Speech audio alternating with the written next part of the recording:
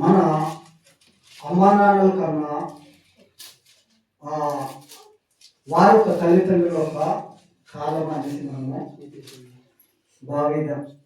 అంటే పూర్వమట పరిశుద్ధ కలిగిన ఆ స్త్రీలు ఏ విధంగా ఉండేరు అనేసి మనము చూస్తూ ఉన్నాము.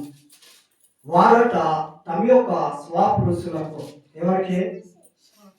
తమ యొక్క స్వపురుషులకి అంటే సొంత భర్తలకి వారు లోబడి ఉండడానికి తమ్మును తాము ఏం చేసుకున్నారట? అలంకరించుకున్నారు. పిల్లల ఈ మాటని నేను చెప్తాను, వినండి. ఈ జనరేషన్ బట్టి తమ యొక్క సొంత భర్తకి లోబడడానికి తమ్మును తాము అలంకరించుకోవట్లేదు. ఎందుకంటే మొన్నటి కాల సమయంలో అట టీవీ ఎక్కువగా సౌండ్ పెట్టి సీరియల్ చూస్తున్నప్పుడు సౌండ్ తగ్గించమ్మా అన్నప్పుడట దాని మాటకే గొడవలు పడి తన యొక్క భర్తని కత్తితో చంపించిందట.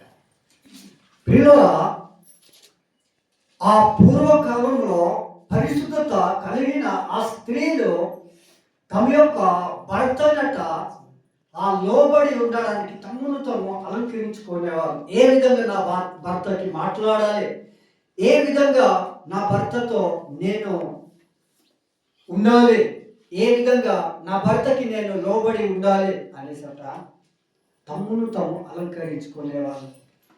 ఈ కాలంలో అలంకరణ అంటే భర్తకి పిల్లల ఆ భార్యకి చిన్నది ఏదైనా కొనివ్వకపోతే విభేదాలు, మనస్వార్థాలు. పలాంది నాకు కొనివ్వలేదు, పలాంది ఎందుకు నాకు తీసుకొని రాలేదు, పలాంది కొనివ్వాలి చెప్పినవాడు ఎప్పుడు నీవు కొనివ్వలేదు అంటే దీనిలో అర్థం ఏంటంటే లోబడే మనస్తత్వం లేదు. వారట తమ స్వపురుషులకు తమ యొక్క భర్తలు ఏ మాట అయితే చెప్తారో ఆ మాటకి ఏం చేసేవాళ్ళట? లోబడడానికి తమ్మును తాము అలంకరించుకునే వాళ్ళట. నేను కుటుంబంతో ఏ విధంగా మాట్లాడాలి, నేను మా అత్తమామతో ఏ విధంగా మాట్లాడాలి, నా భర్తతో ఏ విధంగా మాట్లాడాలి, బయట వాళ్ళు వచ్చిన తర్వాత నేను ఏ విధంగా మాట్లాడాలి అంటే అలంకరణ అట. వారి జీవితంలో అంటే వారి యొక్క హృదయంలో నేను పక్క వ్యక్తితో ఈ విధంగా నేను మాట్లాడాలి. పిల్లల నీవు ఎప్పుడైతే నీ సొంత పురుషుడికి, నీ సొంత భర్తకి నీవు లోబడే విధానం నేర్చుకుంటే బయట వ్యక్తికి నువ్వు ఏ విధంగా మాట్లాడాలో నువ్వు నేర్చుకుంటావు. 6వ వచనంలో అందరికీ తెలుసు. ఒకసారి చదవండి, ఒకసారి 6వ వచనం చదవండి ఒకసారి. ఆ ప్రకారము సారా అబ్రహామును యజమానుడని పిలిచుచు అతనికి లోబడి ఉండేను. ఇక్కడ ఒక ఆమె గురించి మనము ఆలోచన చేద్దాం. సారట అబ్రహాముకి ఏమని పిలుస్తుంది? ఏమని పిలుస్తుంది? యజమానుడా. ఏమనిసి? యజమానుడా. నువ్వు నా భర్తవే, నువ్వు నాకు ఏమై ఉన్నావు? యజమానుడావు. అంటే ఒకరోజు మీకు చెప్పాను, భర్త ఆ స్త్రీకి ఏమై ఉన్నాడు అనేసి మీకు చెప్పాను. భర్త స్త్రీకి ఒక గొడుగు అయి ఉన్నాడు. ఏమై ఉన్నాడు? గొడుగు. గొడుగు దేనికి వాడతాం ఒకసారి ఆలోచించండి. గొడుగు దేని గురించి మనం ఉపయోగిస్తాము ఒకసారి ఆలోచన చేయండి. వర్షం వచ్చేటప్పుడు గొడుగుని ఇక్కడ చక్కలు పెట్టుకుంటే ఏమవుతాం? అందరు మాట్లాడాలి. ఏమవుతాం? తడిసిపోతాం. అది వర్షానికి కావచ్చు, ఎండకు కావచ్చు, మనకి ఒక నీడగా, మనకు ఒక అండగా ఉండడానికి ఆ గొడుగు అనేది చాలా అవసరం. భార్యకి భర్త ఎంత అవసరమైతే వర్షానికి గొడుగు కూడా అంత అవసరం. అందుకోసం ప్రియులారా, సారా అన్ని విషయంలో తగ్గించుకునే ఆ మనసు కలిగిన స్త్రీ.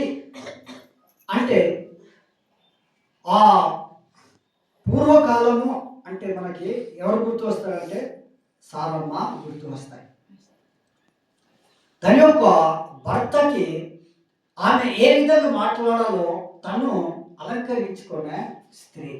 అంటే పరిశుద్ధత ఆ స్త్రీలో ఉన్నవంటే ఆ లక్షణం ఏంటంటే వారు తమ యొక్క హృదయాన్ని దేవుని యొక్క వాక్యంతో ఏం చేసుకోవాలి, అలంకరించుకోవాలి. దేవుని యొక్క మాటల చేత అలంకరించుకోవాలి. అంటే భార్య భర్తలకి విభేదాలు వస్తుందంటే గల కారణం ఏంటంటే దేవుని వాక్యం చెప్పబడుతున్న రీతిగా తమ యొక్క స్వపురుషులకి ఆ తమ్ము అలంకరించుకోవాలి.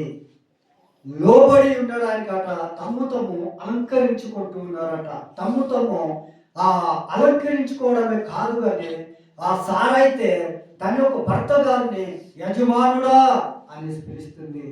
ఆమె ఒకనాడు ఒక వ్యక్తి పలానా వ్యక్తి ఉన్నాడేటమ్మా, పలానా పేరు గలవాడు అంటే ఆమె అంటుంది లేడు సార్, అతను లేడు.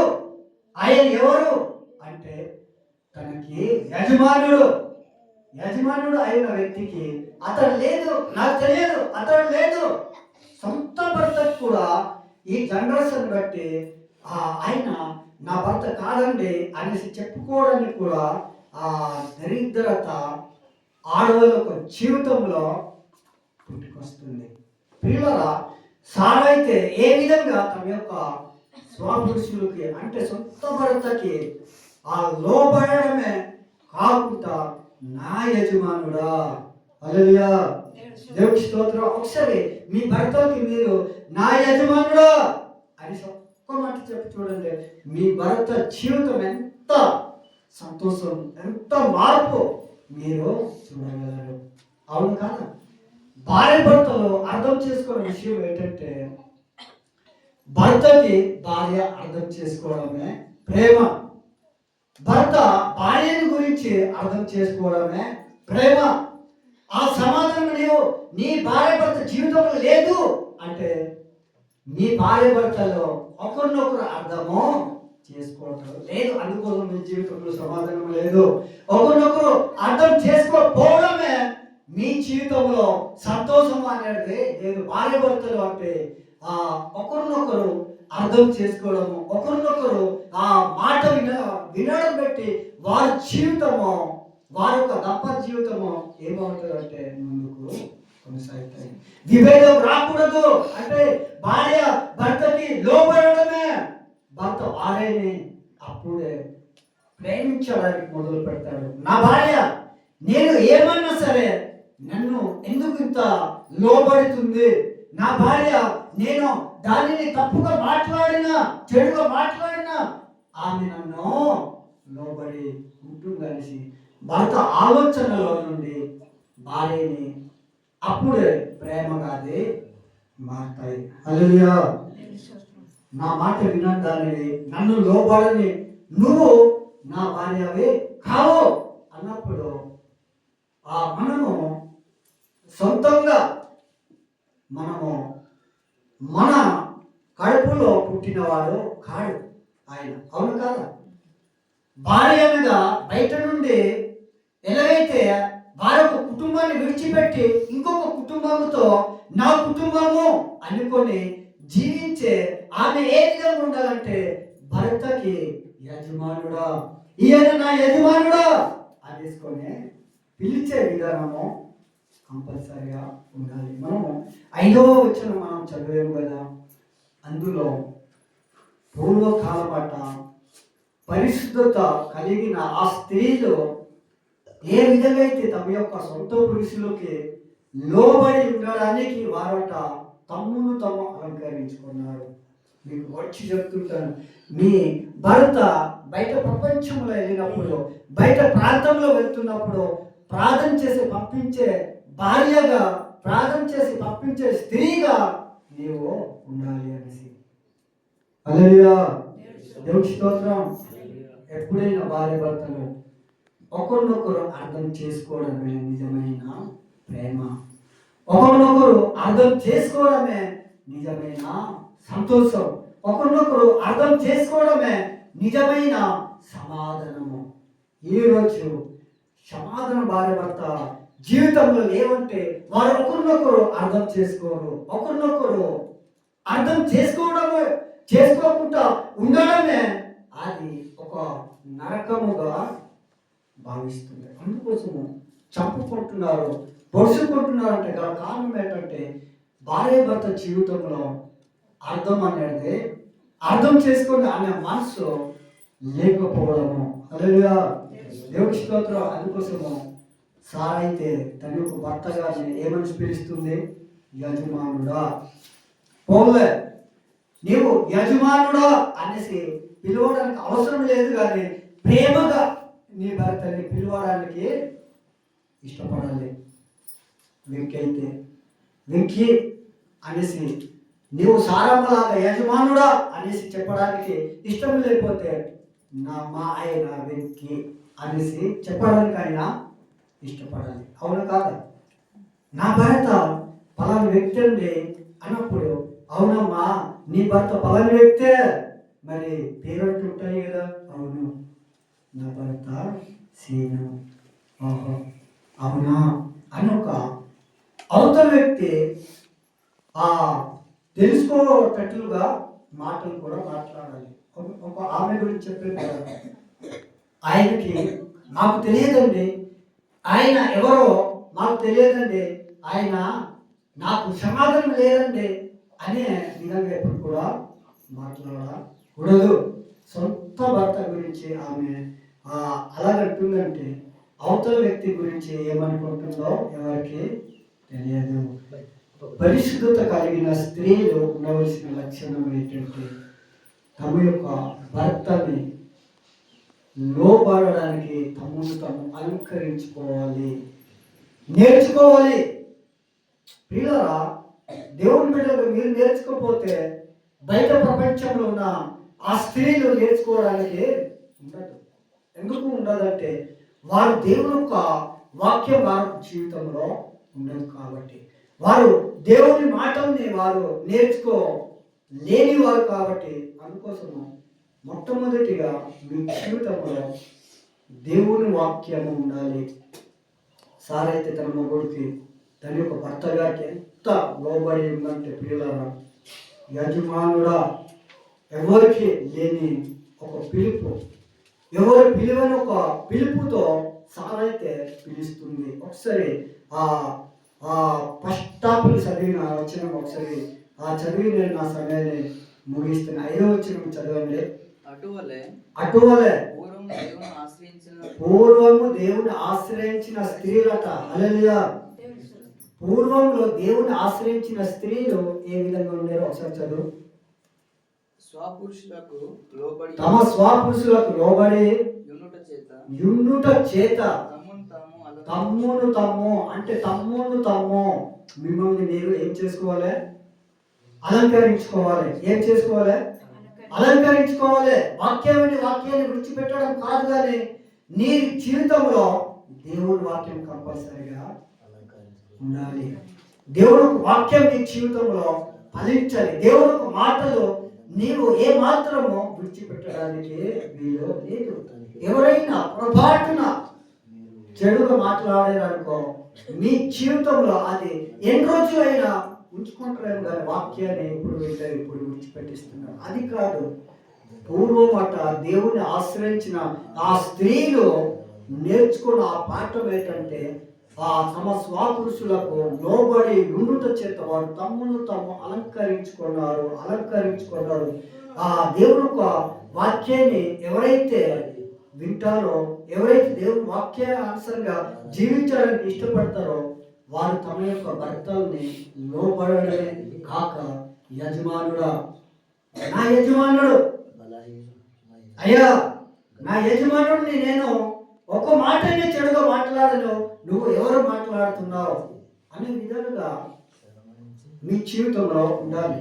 ఎవరైనా చిన్నది భర్త పొరపాటున తప్పులు చేస్తే నేను ఎన్నిసార్లు చెప్పినా ఏదో వినాలండి, ఏమైపోతా అయిపోని ఈ మాట మీ నోటి నుండి రాకూడదు. ఎందుకంటే నా భర్తని నేను ఎంతైతే గౌరవిస్తున్నానో, నా భర్తని నేను ఎంతైతే ప్రేమగా చూస్తున్నానో, నేను నా భర్తని ఎంతగైతే నేను లోబడి ఉన్నానో, కానీ నేనే కూడా నా భర్తను ఒక్క మాట కూడా మాట్లాడకుండా ఉన్నానే, నువ్వు నా భర్తని మాట్లాడడానికి వీల్లేదు అనేసుకొని నీ భర్త గురించి నువ్వే చెప్పుకోవాలి. కానీ నా భర్త ఇలాంటి వాడు అలాంటి వాడు అనేసి చెప్పుకున్నావు అనుకో, నీ పరువు నువ్వే ఏం చేసుకుంటున్నావు, తీసుకుంటావు. అవునమ్మా, నీ భర్త ఇలాంటి వ్యక్తి, తాగుబోతు తిరుగుబోతా నీ భర్త, ఇలాంటి మాటలు నీ జీవితంలో ఉండకూడదు. ఎందుకంటే నీకు నీ భర్త యజమానుడు ఉన్నాడు. ప్రియులారా, ఇందాక చెప్పాను కదా, గొడుగు ఎంత వర్షానికి విలువైతే నీ భర్త నీకు అంతకన్నా విలువ. నీ భర్త నీతో ఉంటే నీకు ఎటువంటి ఆ చెడు మాటలు నీ వద్దకు రావు. నీ భర్త నీ నుండి దూరం అయిపోతే పలాని స్త్రీ, ఇలాంటి ఇతర పలాని స్త్రీ తన యొక్క జీవితం బాగులేదు, తన యొక్క పలకరింపు బాగులేదు, తన యొక్క నడవడి బాగులేదు అనేదాకా మీరు ఉండకూడదు, ఉండనే రాకూడదు. ఎందుకంటే దేవుడు చెప్తున్నాడు, మీ సొంత భర్తలని లోబడి ఉండడానికి మిమ్మల్ని మీరు అలంకరించుకోవాలి. సార్ అయితే తన భర్తని లోబడి ఉండడమే కాక యజమానుడా, నా యజమానుడా అని ఒక పిలుపుని మనము పరిశుద్ధ గ్రంథంలో మనం చూస్తున్నాము. మీరు కూడా అలాగున సారమ్మలాగానే మీరు కూడా ఉండడానికి ఇష్టపడాలనేసి నేను ప్రేమతో తెలియపరుచుకుంటున్నాను. ప్రియులారా, ఇందాక చెప్పాను కదా, భార్య భర్తలు అర్థం చేసుకోవడమే ఏమని చెప్పాను, ప్రేమ. మర్చిపోతున్నారు. భార్య భర్తలు అర్థం చేసుకోవడం ఏంటి? ప్రేమ. ఒకరినొకరు అర్థం చేసుకోవడమే సంతోషం, ఒకరినొకరు అర్థం చేసుకోవడమే సమాధానము. జీవితంలో ప్రేమ, సంతోషం,